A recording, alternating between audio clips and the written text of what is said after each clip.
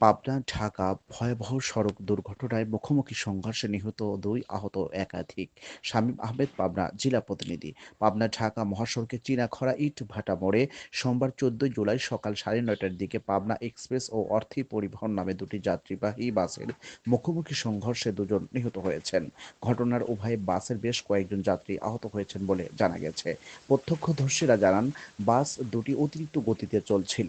একটি বাস নিয়ন্ত্রণ হারিয়ে বিপরীত দিক থেকে আসা অন্য বাসের সঙ্গে সজোরে ধাক্কা খায়। এতে ঘটনাস্থলে ভয়াবহ রক্তাক্ত পরিস্থিতি সৃষ্টি হয়। ঘটনার পরপরই স্থানীয় লোকজন ছুটে এসে উদ্ধার কাজে অংশ নেন। আহতদের তাৎক্ষণিকভাবে পাবনা জেনারেল হাসপাতালে পাঠানো হয়েছে। আহতদের মধ্যে পাবনা এক্সপ্রেসের চালক গুরুতর অবস্থায় চিকিৎসাধীন অবস্থায় রয়েছেন। খবর পেয়ে হাইওয়ে পুলিশ, স্থানীয় প্রশাসন দ্রুত ঘটনাস্থলে পৌঁছে উদ্ধার কাজে তদারকি করে। ঘটনার প্রকৃত কারণ অনুসন্ধানের জন্য ইতিমধ্যে কমিটি গঠন করা হয়েছে এবং তদন্ত কাজ শুরু করেছে কর্তৃপক্ষ। অর্থী গাড়ি আর পাবনা এক্সপ্রেস।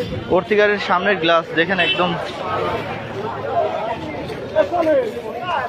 রাস্তায় পড়ে আছে। সবাই ভিডিওটি শেয়ার করে দেবেন। একদম মুখোমুখি সংঘর্ষ।